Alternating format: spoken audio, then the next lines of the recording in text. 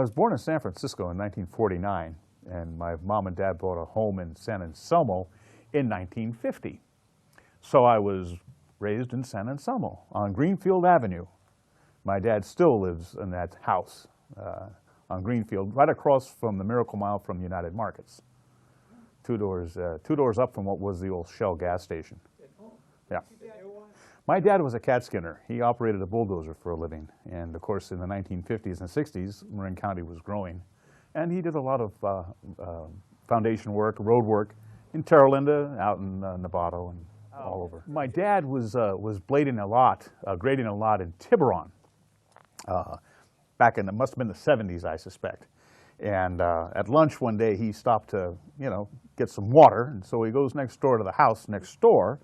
And there's an older gentleman there watching my dad all day work. And he asked for a glass of water and he gave it to my father. And one thing borrowed another. What did you do in the war? And my dad said, well, I was a water tender on a destroyer in the Pacific. And this fellow said, well, what was the name of the destroyer? And my dad says, well, I served on the Dyson from 1942 to 1945. And the fellow says, the Dyson was the name of your boat? And he says, my dad says, yeah. And he says, well, I'm Captain Ruff. I was your commanding officer. And of course, my father, being a water tender, he was in the bowels of the boat. He never saw anybody on the officer's deck. So they reminisced very nicely about their war service together. My dad, just, how you been, doing what? Captain Ruff had said, well, I was doing okay. The one thing I regret, says Captain Ruff, is I never did get the crew's book. I guess when they decommissioned the fellows off the ship, they got like a yearbook. And Captain Ruff never did get one of those yearbooks or voyage books. My dad, in his course of being in service, he actually got two. One that he had all the fellows sign, and then he had another one, a spare one. Well, he didn't say a word to Captain Ruff that day, but the next day my father came to work to finish his job. He brought along his unsigned copy and asked Captain Ruff for a glass of water, and Captain Ruff gave my father a glass of water, and he says, thank you, and he hands Captain Ruff a copy of the Dyson's book. And it was a great moment. It was just a great moment of comradeship, and I think for Captain Ruff, a real bit of closure, on his career as the ship's officer, and actually brought a tear to his eye, as it would. And my dad's one of his good stories, from that. Yeah, grand story. How big is your family?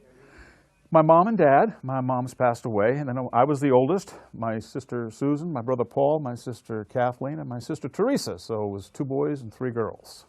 Yeah, family of 5, and yeah.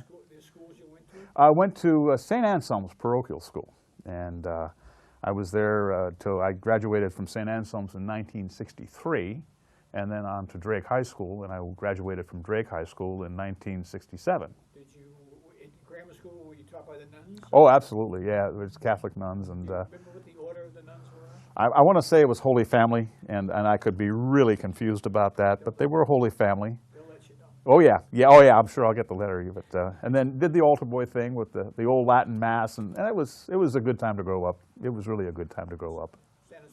San Anselmo was a great place to live. Yeah, it really was. The bus stop there? The bus for St. Anselm School, it stopped on the other side by Sequoia, I think it is. It goes up the hill. It stopped on the other side by Sequoia. The fellow who drove the bus was a fellow named Sam Sirio.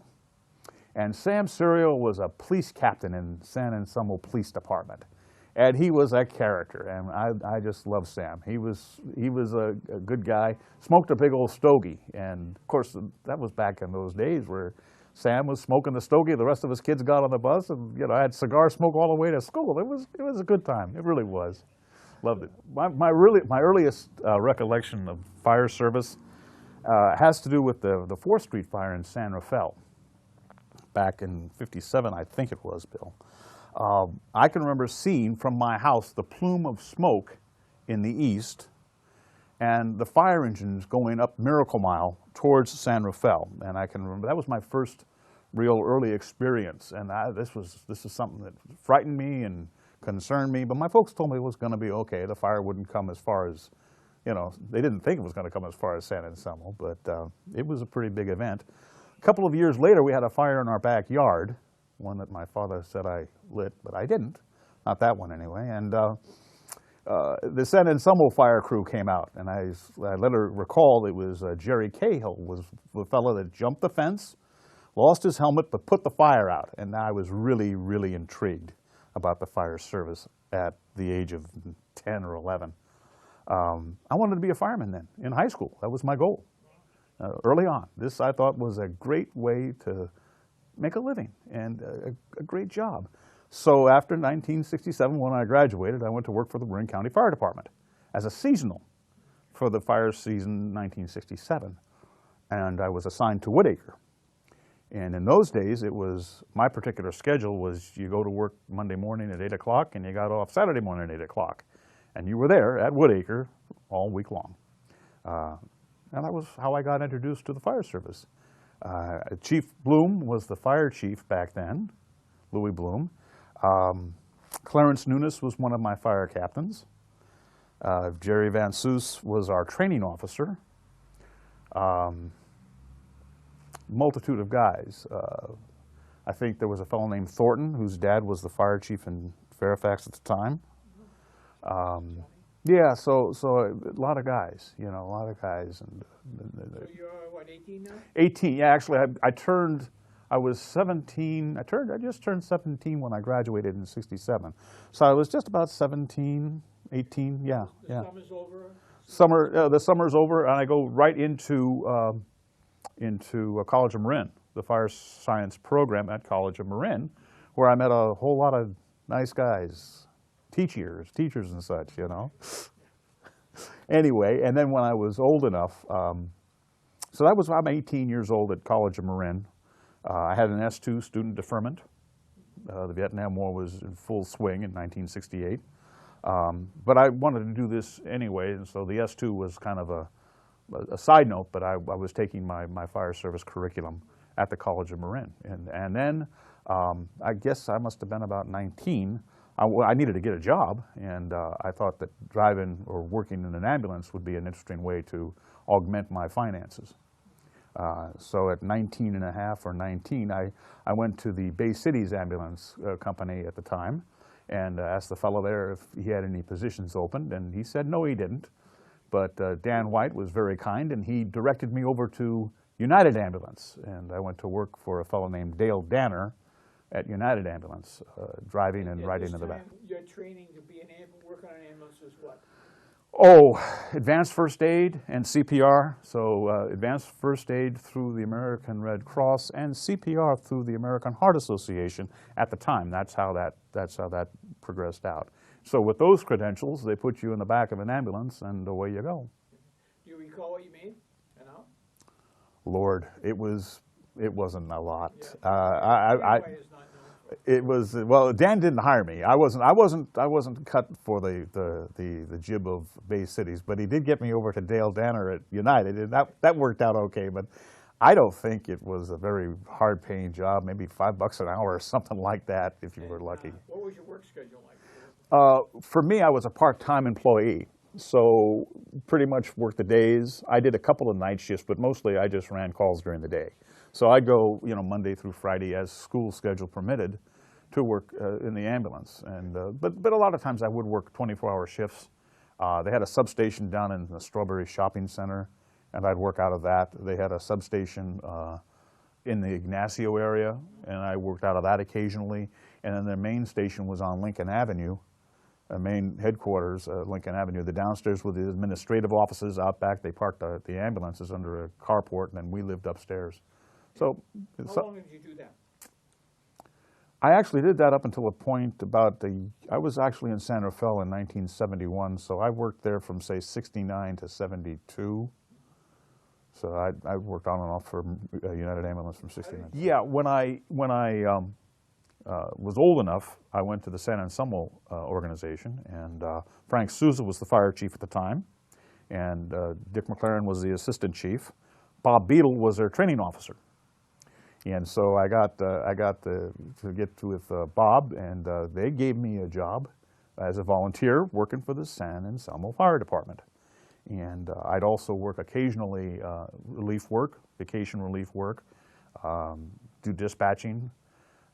This was in the days when when they had the air horns.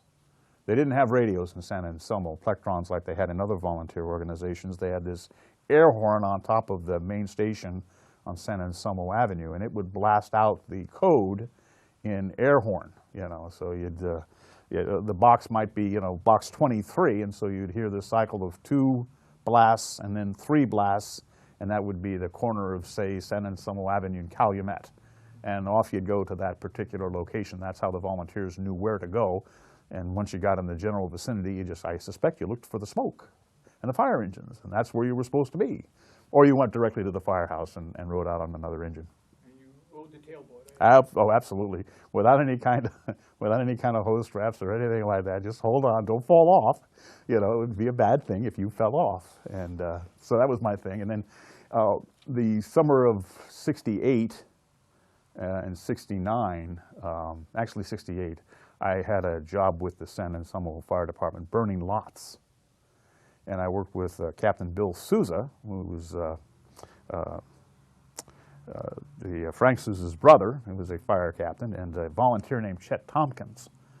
And the 3 of us would get on one of their old power wagons and go out and burn lots in San Anselmo till about 11 o'clock in the morning. And we'd start out about 9 and finish by 11. And basically, you just took a road flare or matches, and people would sign up to have their lots burned as for fire prevention. So you'd wet down a fire line and torch off a field. And it was very interesting work. You learned a lot about fire behavior, especially when you smoked out somebody's rose bed or juniper trees. You get pretty exercised about that. But actually, if you took the time to pay attention on hillsides and things like that, you learned an awful lot about fire behavior and what fire could do and how you could move a fire along. And so that was a pretty good little bit of live fire education, and a pretty good dose of poison oak to boot. So by 1971, I had completed my fire service curriculum. I had 30 units of fire science. I had the degree, the associate degree in fire science. I had my advanced first aid, CPR. I was instructor in both of those. San Rafael gave a test, and I was fortunate enough to score high enough on that test. Novato had also given a test. I had tried for San Anselmo prior to that, Fairfax, Larkspur. I think those were the places that I had applied to. They actually offered me a job in San Anselmo, and it was myself and Pat Williams. There was no relation, but a very good friend of mine at the time, and we were both eligible. And Pat was, I believe, a sleeper with the Larkspur place and had worked up on Mount Tam as a lookout. Anyways, we'd both scored pretty well on the test. I may have had the inside track because I was a volunteer, but Pat had already served in Vietnam, and that conflict was still going on, and I didn't have, all I had was my student deferment. So I actually had to tell Frank Souza, the chief, I says, well, you can hire me, but I don't know what that's going to do to my draft status, because I'll have to give up my S2, and I don't know if I'll get picked up or not. And Frank thanked me for that bit of candor and hired Pat. So I kept my student deferment. The job with San Rafael came open. At the same time, I had been accepted by the Novato agency. So it was like, a long famine trying to get hired, and then all of a sudden 2 agencies had asked me to come to work for them. I had accepted with the Novato agency, and then Juanita McGuire from San Rafael had called me up and said, well, do you want to come to work for us? And I said, no, yeah, let me see. I think I do, because why would I pass San Rafael to go to Novato when I live in San Anselmo? So in January of 1971, I went to work for the San Rafael Fire Department. There were 7 of us. The reason that they hired 7 guys at a crack like that was they had just purchased the snorkel unit they had, and I think they purchased it from a fire service up someplace in Washington. But that was going to be their main first due truck. They got their American LaFrance truck after the 4th Street fire, and this was going to be the equipment that replaced that American LaFrance, or at least added to the American LaFrance. So they needed 7 guys. They had a list, and there were 4 guys off of that prior list that they were going to hire, and they created a new list, and I was one of the top 3 on that new list. So they hired the 7 of us in January 1971. And it was myself, Tony Ginocchio, Jim Coffey, Jim Zell, Brent Marshall. How many is that? Myself and Don Thompson. I think that's 7, isn't it, Bill? Yeah, we were in training with Captain Walker and Captain Toohey, were our 2 training officers. Back in those days, there were 2 shifts, A and B. And Captain Walker and Captain Toohey were the 2 fellows at Station 2, and they did the training at the time. We didn't have an in-house training officer. A fellow named Bonfield, Gay Bonfield, had been the training officer, and he had left to do the fire chief at Marinwood. So they're just doing in-house training, and then they'd also have some of the outlying captains come in and teach us various subjects. So our assignment for the first, I want to say 4 to 6 weeks, was show up at Station 2, get your training, get your education. This is how we do it in San Rafael, and then we were assigned after that to houses. And my first assignment was at Station 1, downtown, 1039 C Street. And George Hassler was my first fire captain. And that's where I started out my probation. Probation was how long? It was a year back then. We have a year probation. I think now it's up to 18 months, maybe even 2 years. But back then it was a year. And Did you ever get assigned to the truck? no, never saw even got remotely close to that truck. That was for the guys who'd been there a while. That was a new toy. I never got remotely close to the truck. My service was simply on the engine company. The fire chief at the time was? At that time, it was Vance Trivet, and I think Chief Trivet was a chief until about October of 1971, somewhere in there. And then when he retired, Bob Marcucci became the fire chief, and I served the majority of my fire service career under Chief Marcucci. You became captain when? I was promoted to captain in June of 1977, and I had been working. At the time, I was working at Station 4.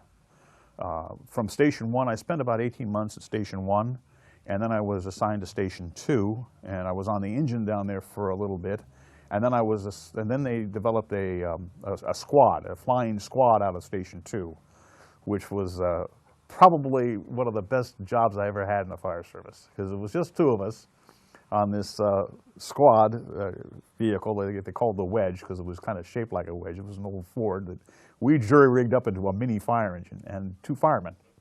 So we really had no officer completely in charge. Our job was to respond to every fire in San Rafael, regardless of where it was. We were a manpower complement, a flying squad. And so if there was a fire, we went. It was great, you know. You got in on anything that was going on, you were there. Was there an engineer's position at the time? There were, yeah, there's an engineer's position. We had captain, engineer, and firefighter assigned to the fire engines. My first duty assignment was Station 7 out in Santa Venetia. We had just picked up the CSA 19 area, and I can recall they sent us out to a Haydite block house out by the 7-Eleven. I think that was where the first county fire station was at the time, and they sent us out there on the same squad at the time. They moved that squad too out to Santa Venetia. And so again, it was 2 guys, a captain and a fireman out there in Santa Venetia, and we were the fire protection, which was kind of interesting. But yeah, that was my first assignment. From there, I spent 2 years there. And then I think I went down to and then I went to Station 4 for about 18 months.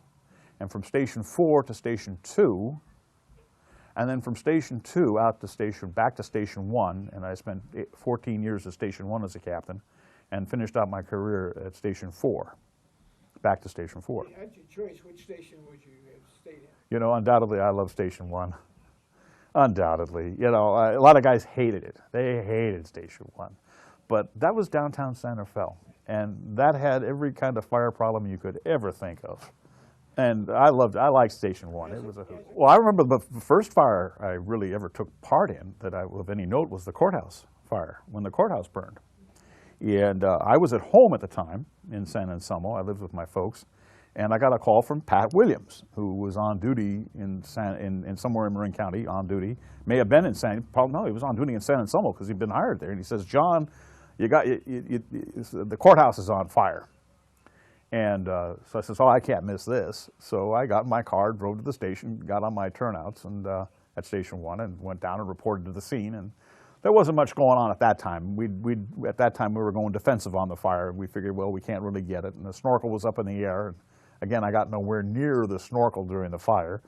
But I remember just helping out at that particular fire, and the cleanup of the snorkel took forever because it had gotten up in the smoke, and it just the cleaning of that thing, it just took us months cleaning that. And they finally ended up repainting it because it was so bad. But that was my first fire in Santa Fe that I could recall, was the courthouse fire. I wasn't on duty.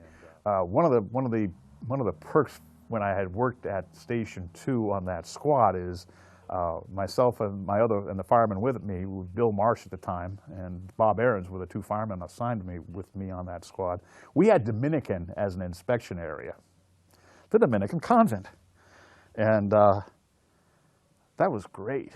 You go out there, and of course, it's beautiful, big old buildings, and the faculty were very nice, and as I recall, the students were very nice. It was pretty much a girls' school, and we get to climb all over Dominican looking at things.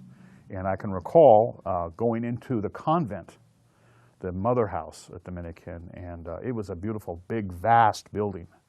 And but you knew that would be trouble. Yeah, I knew that was going to be, if that ever caught fire, it was going to be a trouble.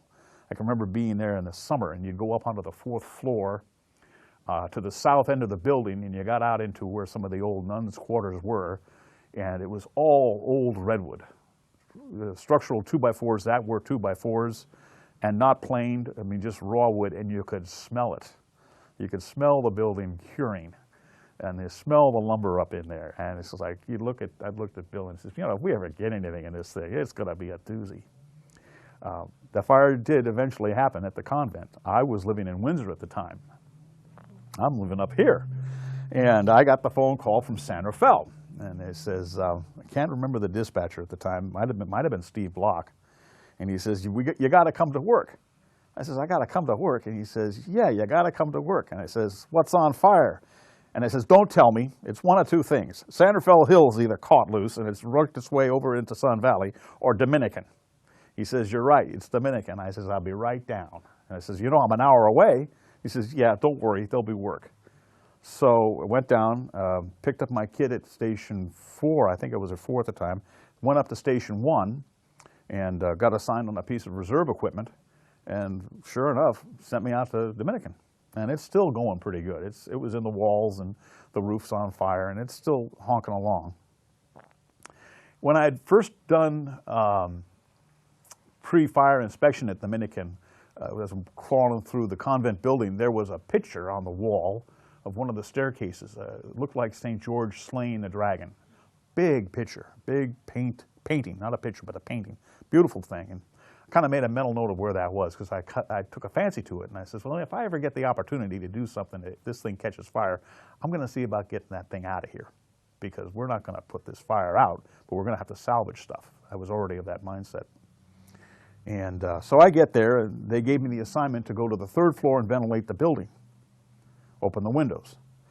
So I get to the 3rd floor, and on the 3rd floor is a crew, oddly enough, from the San Quentin Fire Agency.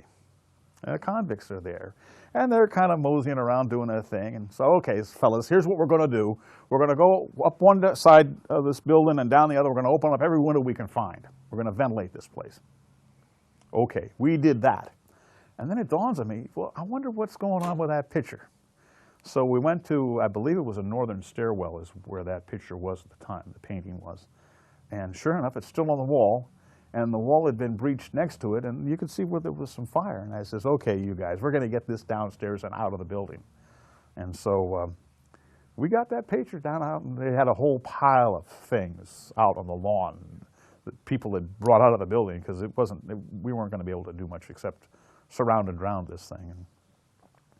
And anyways, we got that out, and I felt pretty good about myself. And we went back in and took some hose lines around and hit the hot spots and such, and kept working that until we were finally relieved. But I kind of felt pretty good about that. You know, it was one of those interesting stories. You know, just like yeah. Let's shift to unions, firefighters. Associations. Associations. Associations and unions. Been involved in the initial. Were you on board when that started? Yeah, that was back. And how it worked? Yeah, we started out as a firefighters association, And it was always hard negotiating in San Rafael. San Rafael, a very fiscally conservative city, and so it was always kind of like, if there were 10 cities, we were always in the top 10 towards the bottom of the 10. And we strove to get to some kind of better equity for ourselves. And at one point we thought that joining a union would make sense to us.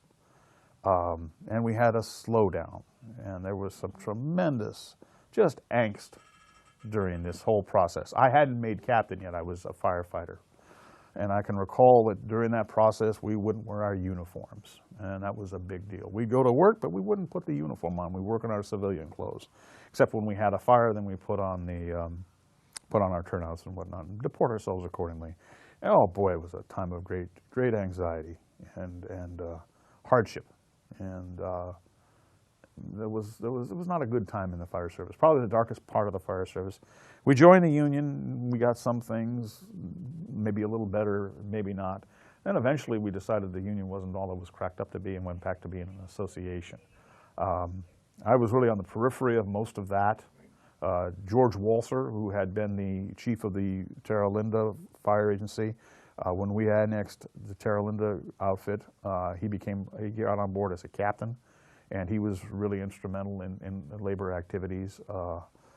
There were other fellows in the fray of this thing at the time. Terry Butler was one of the fellows I was hired with. He was a president for a while. Bob Went was our association president for a while. John Jones was involved in our management of our Fighters Association. We had some pretty hard times there, and both police and fire with the city of San Rafael. But you know, over time it got better, and the association got a little stronger, learned from our mistakes, and moved on with it. You know, but it was a hard time, Bill. I got to tell you, it was not a happy time at all. A lot of anxiety, a lot of anger, but we moved on. It was just growing. I suspect growing pains, but we moved on from it. Well, I got to be 55, you know, and it's a young man's game, you know. It really is, to a certain point. At 55 years of age, I'd been there for 33 and a half years. So I'd served my time, and things are moving on. You know, you're getting in a younger group of guys, and when I was there, you'd ride on the tailboard, you know, and you'd have a hose strap. By the time I got to Santa Fe, we used some hose straps, so that was good, you know. And you'd go screaming up Highway 101 to go to a fire in Terra Linda on the back of a fire engine with a hose strap at 70 miles an hour. You know, and that was pretty impressive. And it was rainy. You took the hose bed cover, which was a canvas, and you put that over the top of your head, and that was your protection. You know, but that was okay. You know, the guys from Kentfield would cruise up the highway. They had guys dripping off the fire engine. You know, I don't think they had enough hose straps or place to put these guys with. We'd do that. I went to, as a sidelight, I went to Juanita's memorial. Juanita McGuire, when she passed away, they had a very nice memorial for her, and I was talking to Rit Hewitt. He'd been one of our division chiefs, and he was still, I think, employed with the outfit at the time, or maybe just getting ready to retire. And I met another fella, Gary Hacks, was one of our engineers. And Gary had this big scar going down his face. You know, I says, Gary, what in the world happened to you? He says, oh, the hose bed cover hit me. And I went blank. And I'm looking at the hose bed, how did you get? And Rit was saying, he says, John, remember, we had metal hose bed covers now. Oh yeah, that's right. It was a metal hose bed cover that had caught him across the face. I was thinking the canvas. I says, how did he get the canvas? You know, because it hadn't, another thing, but it was that sort of stuff, you know, going up the road, and I'd seen a lot of that, and so I was growing in the fire service, and I can remember Bob Went was my driver at the time, and he and I are talking back and forth, and the fellow on the back of in the seat now, facing backwards in an enclosed cab, he's talking to us. At least I thought he was talking to us. No, he was on a cell phone to a buddy on another fire engine at Station 2. And I'm thinking, boy, I tell you what, this job, it's changed. It's changed, you know. And then I had that moment of clarity I think every fireman gets to, where you're done. And I can recall it was a fire in Santa Venetia. It was a 2-story house fire. Roof was on fire in middle of June. and it was hotter than a pistol, and we worked that fire real hard. And I can remember being in my turnouts in the bedroom, looking out over the front lawn area, kind of half in and half out. They had a balcony, and took the hood back off, unbuttoned the top of my turnout coat, and my arms feel like lead. They're just, I haven't got anything left. I'm just pooped. Just can't. You know, I'm thinking to myself, boy, it's going to have to be a real jolt of adrenaline to get me to make it happen. I got the hose line right here. There's a couple of other guys in the other room putzing around doing some overhaul, and I'm pooped. And so I figured, well, I guess that's it. I don't have it anymore, you know. But then I did get to look out, and there was a bunch of guys laying out on the lawn. Their turnout coats are open, and their tongues are hanging out, and they're pretty much in rehab dying. I'm not smart enough to go down there with those guys. I'm still inside the house, and I'm looking around and says, well, I may be pooped, but I'm still inside here with a nozzle, and if needs be, I could do a little bit more. But I think that was a turning point. I was pooped. And I was about 54 and a half at that point. You know, in San Rafael, we always did more with less.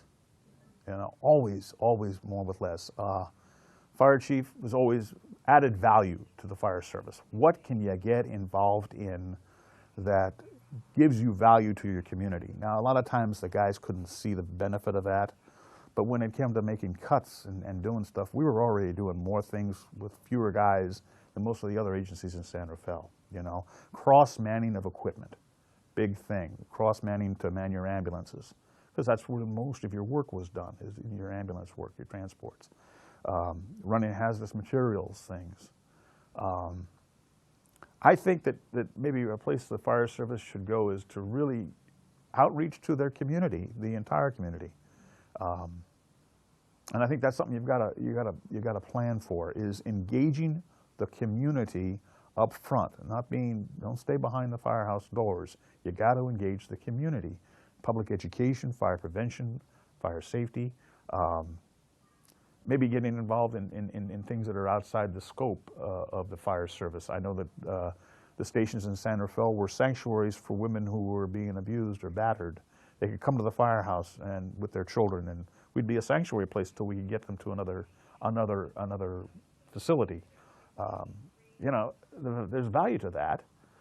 Outreaching to your community that doesn't speak your language, whether it's Spanish or another, you know, an Asian language, those kinds of things. I think you got to kind of be thinking along those lines. Fire prevention, you've got to be involved in that. Pre-fire planning for disasters, you've got to be involved in that. Making yourself of value to your community so that when they're saying, well, geez, we got to make cuts, the fire department's the last place they look to make cuts because of its value to the community. And how you do it, it's got to be an individual thing. You know, how do you do it? We always did more with less in San Rafael. You never had the fast equipment, never had the up-to-date stuff. We'd rebuild engines until they fell apart on you. But you know, looking back, I was so very fortunate to do this for a living. Absolutely god-awful fortunate. Towards the end of my career, I was sorry that I didn't have a better command of Spanish, or any command of Spanish. If I'd have had it to do over again, I'd have paid more attention to learning Spanish, because so many of the people I served in the canal area were Spanish speakers only, and you were always trying to second guess on medical calls what the problem was. And if I had had a better command of the Spanish language, I could have served better. I could have done a better job, I think, you know, on some of these things. So that was my only looking back. Would I have done it differently? Yeah, Spanish. But I got to where I wanted to be as far as promotion. I got to be a captain. I didn't have any desire to be a chief officer. I wanted to be a captain. I didn't drive. I knew I wasn't a very good driver. There's guys that, you keep him away from a fire engine. He's better sitting there in the captain's slot, you know. But so I did that. Just when I want to get a head shake or a small case of the willies, these two calls came in. One was at the B-Bar A trailer park. This isn't a great big fire, but this is a small fire. We'd go over to there on a regular basis to a lady who was by and large bedridden, and she'd need help from the floor to the back to her bed, or from a wheelchair to her bed. She just not ambulatory.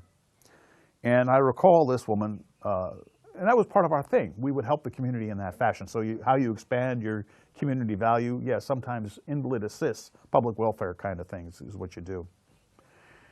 Well, this woman smoked. And we were always admonishing her because you could see, the cigarette burns around the place. And we'd tell her name was Susan, and that's as far as I'll go. Susan, you got to be careful with your stuff. You got to put it in an ashtray. Better that, you put it in a can of water. Do something. You can't be doing this. And we'd go out there a couple of times, maybe once a month we'd go out to help her around. And always the same thing, always the same thing. And I recall we got a report of a fire in the trailer park across the way. And I look at my driver at the time, Jim Bell, and I says, geez, I hope not. And he says, yeah. So we get in, we go cruising over there, light smoke showing, not much going on. Trailer, it's the place. And there's one of the residents has a garden hose going in the window. And light smoke inside. I didn't even have to put the air pack on, but I got inside. She had been smoking in bed, and she was really badly burned, but she was still conscious, And I says, Susan. And she says, oh, yeah, I really made a mistake. I really made a mistake. And I knew she was not going to survive her injuries. And so we did what we could for her, got her to the hospital, and she succumbed to her injuries. And that was something like, it was a train wreck going to happen, and I couldn't do a thing about it. You couldn't do anything with that. The other one was one of those things where the lady was coming back from having been shopping, and she's headed northbound on 101. And as the time she reaches the overpass for the Richmond-Santa Fe Bridge, she reaches at the same time as a semi-truck full of rocks reach that overpass. Well, that truck keels over. These chunks of granite fall down on her car. And had she left a second earlier or a second later, she wouldn't have been right there at the place. But as it was just what collided. And I recalled I came from Station 1, and we were the first engine on the scene, actually on Francisco Boulevard, so that I had to hop the fence, cross Francisco Boulevard, cross the highway to get to the car to make an assessment of what was going on in this vehicle. And so I'm looking at the vehicle. It's got crushed rocks all over the place. She's been hit a couple of times with rocks, and she's not going to survive those injuries. She had catastrophic injuries, but she's still in the last throes of life. And I can recall saying, yeah, we're going to lose this lady, I think. But I had a feeling that there was another person in the car with her. But it was a small, compact kind of a car. And so I'm looking. I mean, I don't see anybody in the passenger seat, back seat. Don't see anybody. I even opened the trunk of the car. Nothing. And we finally put a tarp over the car, took her to Station 2, where we did the removal. It was the next day we found out the woman was pregnant. And I got the feeling, I says, geez, I wonder if, it's one of those things where I wonder if I was sensing something, just sensing something of two lives going. Now, the rational fire service guy says, nah, but there's something inside me that says, maybe I sensed, and so those two things I think I'll take with me, One was both real sad, but I take them with me, and I take a lot of the funny stuff too. We were working a fire off on First Street, and the chimney collapsed into the house, and there was a guy on a hose line right where that chimney went down, and boy, we were in a panic. We thought he's buried by rocks or these bricks and such.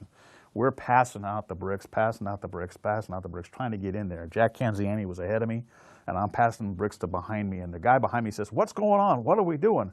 And I said, so-and-so's inside there. We think he's underneath all those rocks. And he taps me on the shoulder and says, I'm so-and-so. Apparently, he heard it coming down. There was a door. He opened the door. That led to a bedroom and had another door leading back to where we were.